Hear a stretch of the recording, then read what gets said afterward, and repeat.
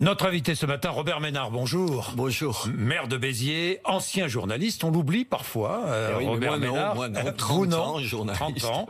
Le 18 juin, nous sommes le 18 juin, aujourd'hui tout le monde est gaulliste, tout le monde rend hommage à Charles de Gaulle.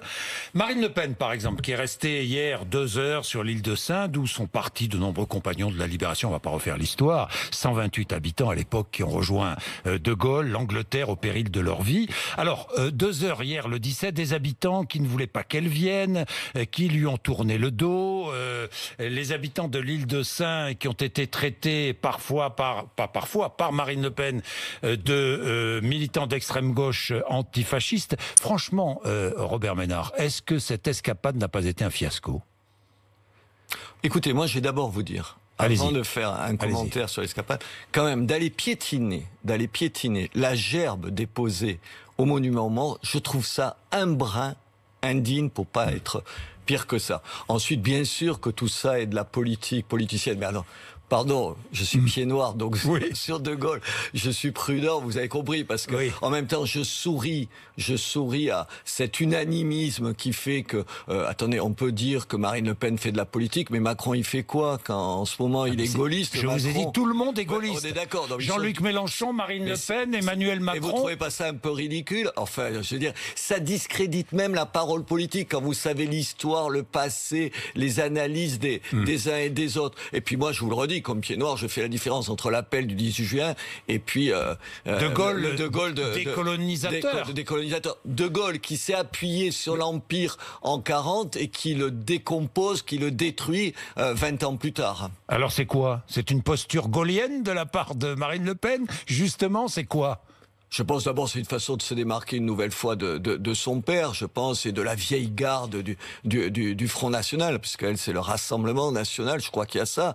Et puis évidemment qu'il y a des calculs, il y a aujourd'hui, si t'es pas gaulien, gaulliste, je sais pas comment il faut dire, tu parais comme une espèce de bizarreté, je crois que c'est ça. Alors on peut en sourire, mais de là à s'en prendre à elle comme ça, honnêtement, je trouve que c'est pas bien. Puis ça dit du débat politique, des choses qui commencent par finir à être désagréable. C'est un coup politique qu'elle a voulu faire. C'est ironie de l'histoire, disait Robert Badinter dans C'est à vous hier soir. Ironie de l'histoire. Attendez. C'est une ironie de l'histoire. Bien sûr, quand on connaît l'histoire du Rassemblement National, vous avez compris que moi, par rapport à ça, je fais attention. Mais encore une fois, Macron à Londres, c'est quoi? C'est quoi? Il incarne l'indépendance, la souveraineté, les forces de la nation. Mais vous plaisantez ou quoi? 2 minutes. Je veux bien qu'on critique l'un, et moi je suis pas à défendre qui que ce soit, mais pas pour dire que le chef d'État, lui, il aurait, je sais pas quelle posture gaulienne. Ça fait doucement rire quand même. C'est le match qui est engagé. En fait, est-ce qu'elle a voulu là engager le match avec Emmanuel Macron? Encore une fois. Oui, c'est ça, et c'est à ce match-là qu'il faut s'opposer. Je veux dire. Vous vous opposez à ce match-là. Mais moi, je veux pas, comme Emmanuel, mon épouse, je suppose qu'elle dit la même chose. Je dis d'elle parce qu'elle est députée aussi. Moi, je veux pas me résigner à une défaite annoncée de Marine Le Pen. Pourquoi? Parce que s'il y a le match en 2022, elle va perdre. Mais bien sûr, elle est la garantie, l'assurance vie de Monsieur Macron. Elle est la certitude pour Monsieur Macron qui sera chef de l'État. Et je veux pas ça, mais vous plaisantez. Mais pourquoi? Mais parce qu'elle va perdre, Mais pourquoi elle va perdre? Mais parce qu'elle incarne pas une opposition. Elle incarne une opposition protestataire, mais en même temps, quand vous aspirez à être chef de l'État sur un certain nombre de terrains économiques, sur un certain nombre de postures, il faut être réaliste. Aujourd'hui, un candidat du Rassemblement National, comme ça, étiqueté Rassemblement National, je vous garantis qu'il sera pas chef de l'État. Mais regardez, son ex-compagnon, Louis Alliot. Moi, je suis allé le soutenir, Louis. Je suis copain avec lui. Donc, c'est pour vous dire que c'est pas de la politique que je fais là. Louis Alliot, je suis allé le soutenir à Perpignan. Qu'est-ce qu'il fait, Louis Alliot? Vous cherchez sur ses affiches le logo du Rassemblement National. Il n'y a pas l'ombre d'un logo. Et d'ailleurs, il me demande à moi de venir le soutenir parce que je ne suis pas au Rassemblement National. Tout le monde connaît mes désaccords avec eux et tout. Mais en même temps, on incarne. Louis Alliot est en marge du Rassemblement National. Il s'y met parce que sinon, il sera jamais élu. Il sera jamais élu maire de Perpignan. Enfin, vous êtes du Midi, vous savez bien qu'il n'y aura pas un maire étiqueté Rassemblement National. Ni à Perpignan, pourquoi, Robert Ménard? Pourquoi? Pourquoi?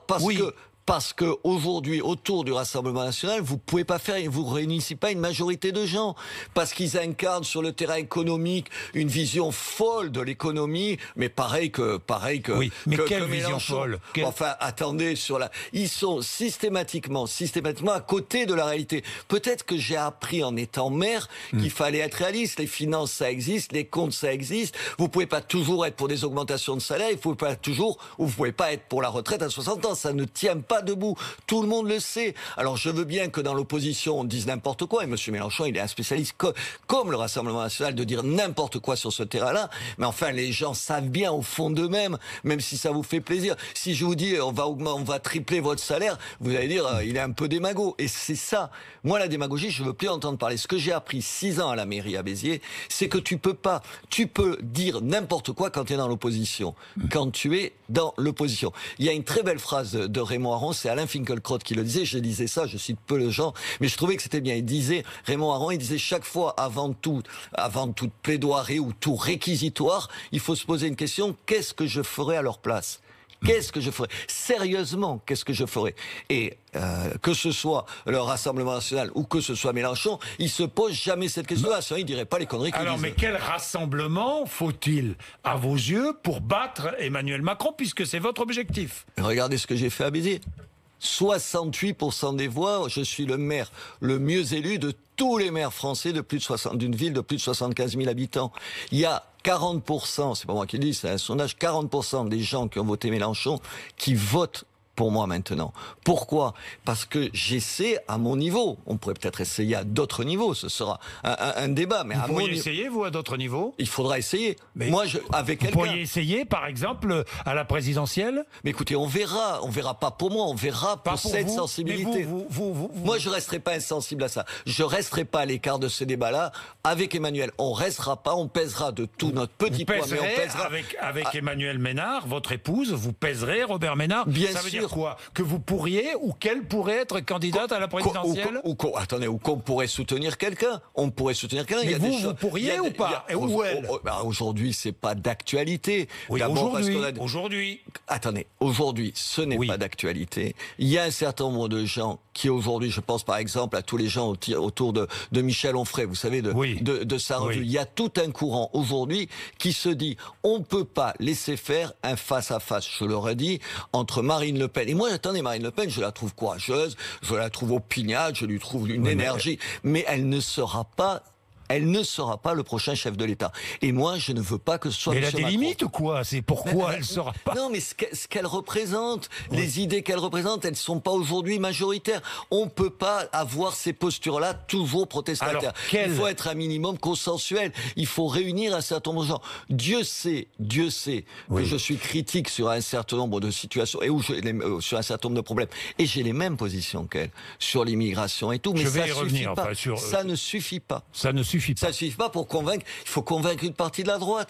Attendez, moi, dans ma ville, je sais pas, les Républicains, ils ont fait moins de 5% des voix. Pourquoi ? Parce que cet électorat-là qui pense à peu près la même chose que nous sur tout un tas de points. En revanche, sur l'Europe, sur les questions économiques... Vous êtes européen, vous êtes mondialiste d'une certaine manière. Je ne suis pas mondialiste, mais je suis européen. Oui. Attendez, l'Europe, là, pendant la crise de coronavirus, ça n'a pas été terrible. Mais enfin, vous ne pouvez pas imaginer que sur un certain nombre sur la scène internationale, la France, elle va peser sans l'Europe. Comment ? C'est que vous êtes jamais promené dans le monde. Enfin, moi, j'ai passé ma vie avec Reporters Frontières dans le monde. Vous savez bien que la France, sa voix est pas suffisante. Alors, quelle alliance avec qui ? Avec les Républicains, vous voulez les trouver. Mais en même avec les Républicains. Mais pas avec le Parti républicain. On fera jamais d'alliance entre les États-majors. Mais vous n'avez pas de leader. Il n'y a pas de leader. Quel leader ? Attendez, c'est oui, ça. Votre leader. Moi, je le cherche. Et eux, leur leader, François Baroin, Xavier Bertrand, Jacob. Bon, enfin, c'est le vieux monde. Ils ont tous été ministres. On n'en veut plus de ces gens-là. On sait s'ils avaient fait leurs preuves, ils avaient qu'à les faire quand ils étaient ministres. Enfin, vous rigolez. Vous croyez pas que je vais voter pour eux ? Et il y a tout un tas de Français qui veulent plus ça. On veut un visage nouveau, un visage qui a pas été. Vous avez une petite idée ? Comment ? Oui, j'ai des idées, mais on verra. Robert Ménard. Robert Ménard. J'ai été 30 ans journaliste, alors vous ne me ferez pas dire ce que je veux pas dire. Non, là, c'est raté.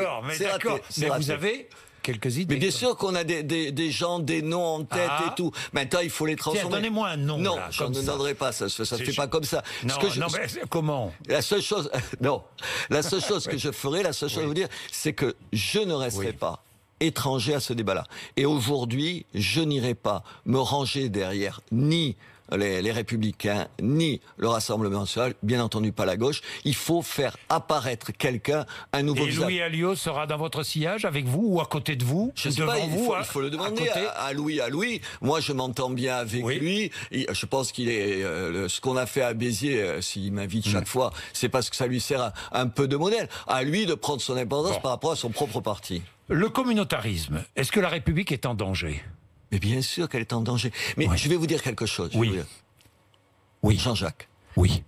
À Béziers, dans tout un tas de villes, il n'y a pas des scènes comme Dijon tous les matins.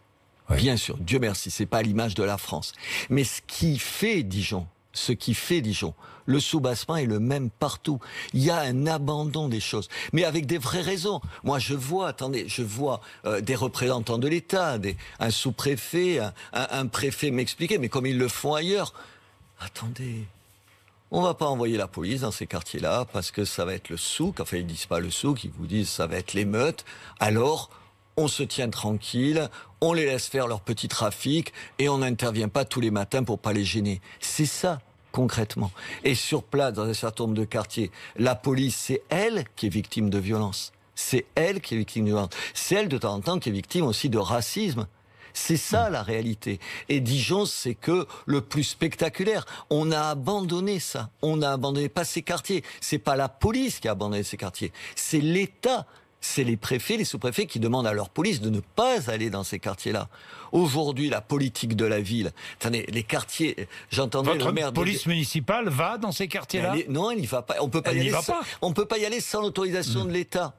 Et vous avez bien entendu, on ne peut pas y aller sans l'autorisation du préfet ou du sous-préfet. C'est ça la réalité, les gens, ils ne le savent pas. Ils nous reprochent de ne pas envoyer la police municipale. Mais moi, je ne peux pas l'envoyer sans l'autorisation du sous-préfet. C'est ça la réalité. Et les gens en face, vous croyez qu'ils n'ont pas compris que c'était ça ? Ils n'ont pas compris. Alors on me dit, nous on détruit par exemple, là j'étais en début de semaine, on a détruit plein de logements. On met plein d'argent dans ce quartier. Vous avez vu à Dijon tout ce qu'ils ont mis comme argent dans ce quartier, ça marche pas. La bonne question c'est pourquoi ça marche pas ? Pourquoi ça ne marche pas malgré tout l'argent qu'on met dans les quartiers ? Bien, Robert Ménard, le régalien, les questions de sécurité, c'est la faiblesse d'Emmanuel Macron selon vous ? C'est surtout d'abord la faiblesse d'un type qui s'appelle Castaner. Enfin, vous entendez ? Vous avez vu ? Et garder Castaner dans son gouvernement. Vous avez même dit Castaner peut même se coucher entièrement, il sera dans son état normal. Attendez, le type, il est Attendez, pardon, le mec est ministre de l'Intérieur. Et il dit, ça me gênerait pas de me mettre à genoux, mais de mettre un genou à terre devant qui ? Devant qui ? On n'est pas aux États-Unis. On renvoie pas Martin Luther King.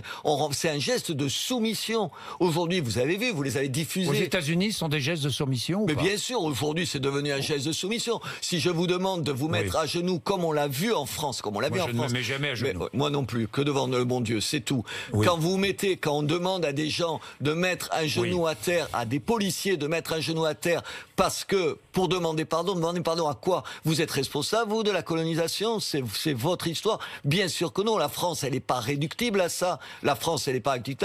Je trouve ça scandaleux. Et ce ministre, il me sort par les yeux, honnêtement. Je le trouve absolument d'un grotesque incroyable. Aujourd'hui, il a bien senti qu'il faisait une connerie. Moi, je suis allé soutenir au commissariat à Béziers la police qui était outrée de ses positions. Maintenant, il change son fusil d'épaule. Il est plus crédible. Il a donné tellement de signes même pas de relâchement, d'abandon face à cette violence de ces espèces de petits voyous. Juste, il faut qu'ils s'en débarrassent. Vous parliez de George Floyd des États-Unis. La comparaison faite entre George Floyd et Adama Traoré est faite en France par certains. C'est inacceptable, c'est stupide, c'est ce que dit Manuel Valls. Vous êtes d'accord avec lui ? Bien sûr qu'il a raison. Ça n'a rien à voir. L'histoire des États-Unis et l'histoire française, elles ont rien à voir. Et l'idée de l'existence d'un privilège blanc ? Enfin, mais vous voyez, vous n'avez pas remarqué, enfin, je suppose que, oui, vous l'avez remarqué, c'est des gens qui sont obsédés par la race. Vous parlez, vous, de la race tous les matins, en vous réveillant, non ? vous jugez que les gens sur la couleur de leur peau. Non. Aujourd'hui, il y a tout un courant racialiste qui ne juge et qui ne vous demande de juger les gens qu'à partir de la couleur de leur peau. C'est des racistes. Moi, c'est une question que je me pose jamais, je me suis jamais posée. Et attendez, on se connaît depuis 30 ans, je me suis battu pour des gens dans le monde entier, je me suis jamais demandé quelle était leur religion et la couleur de la peau. Je n'ai pas à m'excuser en tant que blanche, dit Marion Maréchal. Elle a raison ou pas? Bien sûr qu'elle a raison. Mais personne ne lui a demandé de s'excuser, Robert Ménard. C'est pas vrai. Aux États-Unis, c'est autre chose. Oui, mais attendez. Est-ce que vous n'avez pas remarqué que tout ce qui se dit aux États-Unis, 10 ans après, il y a une espèce en particulier d'une gauche française, qui le reprendra sans hésitation. Mais écoutez Mélenchon. Écoutez ce qu'il dit Mélenchon. J'ai repris juste un mot de Mélenchon, parce que quand même, il faut pas déconner de temps en temps. Il dénonce, je le cite, il parle des syndicats de policiers, il dit c'est pour les syndicats qui réclament le droit d'étrangler les gens. Parce que les syndicats de policiers, les policiers, ils réclament le droit d'étrangler les gens. Enfin, comment vous pouvez dire un truc pareil?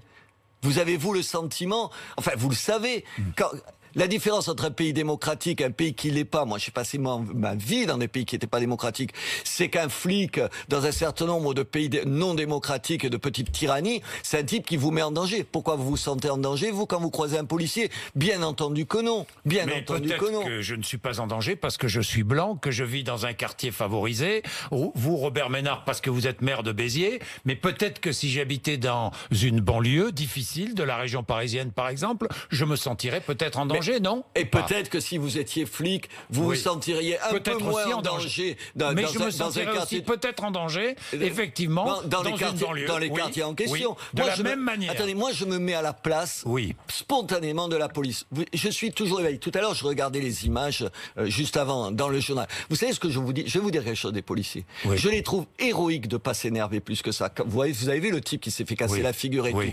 Que ses copains à côté ne foutent pas une trempe aux types qui viennent de faire ça à leurs potes, honnêtement, je les trouve, on devrait leur donner la Légion d'honneur pour faire ça. Parce que je ne sais pas si j'aurai ce calme-là. Alors les policiers, plutôt que de montrer, bien sûr qu'il peut y avoir des erreurs, bien sûr qu'il peut y avoir des dérapages, mais quand même, l'immense majorité des policiers, d'abord ils nous protègent de ces petits voyous, ils nous protègent de la délinquance, et ils font preuve d'un stoïcisme. Vous seriez capable, vous, si votre pote, il était roué de coups sous vos yeux, de dire je le dégage et j'en fais pas plus. Et en prenant la mesure de ça. Vous niez tout acte violent de la part de policiers? Mais bien sûr que non. Ou tout comportement raciste ou propos racistes de la part de policiers? Mais bien sûr qu'il y a... Attendez, il y a des journalistes qui doivent être violents, il y a des journalistes qui doivent être racistes, pardon, il y en a. Est-ce que vous diriez qu'il y a un racisme systémique, enfin ce mot à la mode là, parmi tous les journalistes? Non. Il n'y a pas un racisme chez les policiers. Mais comment l'imaginer? Je vous rappelle, pour la petite histoire, parce que je suis pas sûr que tous les gens en tête, dans l'affaire Traoré, sur les 3 policiers, je regrette de le dire, 2 sentiers, c'est-à-dire sont noirs, pour parler clairement. Qu'est-ce que ça veut dire? Eux, ils sont racistes, détestent les noirs. Mais enfin, il faut arrêter de dire des conneries, quand même. Robert Ménard, j'en reviens à la politique. Vous allez créer un nouveau parti? Non, il faut pas créer des partis. Les gens, ils en peuvent plus. Oui, d'accord, mais il faut bien structurer un mouvement. Attendez, si vous voulez agir. Il n'y a que l'élection présidentielle qui compte en France. Vous le savez. Est-ce que Macron, il a créé un parti quand il a été candidat? Non. Il faut refaire la même chose. La droite, elle est nulle, notre droite. Elle n'a pas retenu un certain nombre de leçons. Les gens, ils veulent plus de partis. Moi, j'ai été élu. Vous êtes un homme de gauche, vous, Robert Ménard. Oui. Et alors? Devenu... Ah non, mais je sais. Devenu quoi? C'est pas un reproche. Non, mais devenu un homme de droite. Ça veut dire quoi? Ça veut dire que sur un certain nombre de points, on peut se retrouver d'accord. Pardon, moi, il y a un certain nombre de choses qui me donnent envie de pleurer et de vomir le matin. Quand je sais dans ma vie le malheur d'un certain nombre de gens, ce malheur, vous savez, de droite, de gauche, blanc, noir, d'origine maghrébine, ou peu importe. Je m'en contrefous. Il y a des gens modestes et pauvres dans votre ville, comme ailleurs en France. Et il y a sur ma liste des gens qui viennent de tous les pays, de tout un tas de pays, de tout un tas de couleurs, et je m'en inquiète pas. La seule chose, c'est moi qui les ai choisis en plus, la seule chose que je veux, c'est qu'on se retrouve pour changer ce pays. Or, aujourd'hui, la classe politique et les partis politiques partis politiques, c'est le premier empêchement de cette évolution, de cette révolution, je dirais même. Les partis politiques, il faut s'en débarrasser. Il faut qu'enfin, on imagine qu'on puisse réunir un certain nombre de gens autour d'une figure d'un homme ou d'une femme qui soit capable de réunir ces gens-là. Au-delà des partis politiques, on fera rien avec eux. Ils nous plomberont et on perdra. Bien, merci Robert Ménard d'être venu nous voir ce matin. Il est 8h54. Vous êtes sur RMC et BFM TV.